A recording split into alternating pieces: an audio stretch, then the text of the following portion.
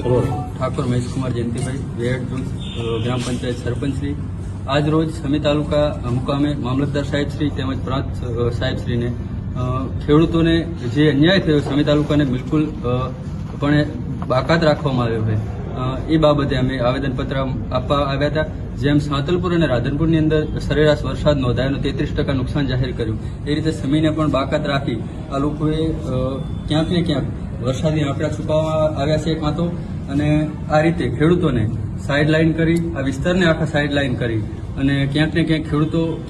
ઉપર અન્યાય કરવામાં આવી રહ્યો એવું અમને ક્યાંક ને ક્યાંક લાગી રહ્યું હતું. ત્યારે આજે સમી મુકામે મામલતદાર તેમજ પ્રાંત અધિકારી સાહેબ શ્રી જોડે આવેદનપત્ર આપી રૂબરૂ મળી મૌખિક અને લેખિત બંને ચર્ચાઓ કરી અને દિન 5ની અંદર આનો ઉકેલ નહીં આવે, પાક નિષ્ફળ અને સર્વે કરવામાં નહીં આવે અને ખેડૂતોને યોગ્ય વળતર ચૂકવવામાં નહીં આવે તો ગાંધી ચિંધ્યા માર્ગે દિન 5ની અંદર અમે આ તાલુકા સેવા સદન અને પ્રાંત ઓફિસ સાહેબની કચેરીએ ધરણા કરીશું અને જ્યાં સુધી અમારી આ માંગો પૂરી નહીં થાય અને ખેડૂતોને યોગ્ય વળતર નહીં મળે ત્યાં સુધી અમે અહીંથી ઊભા નથી થવાના.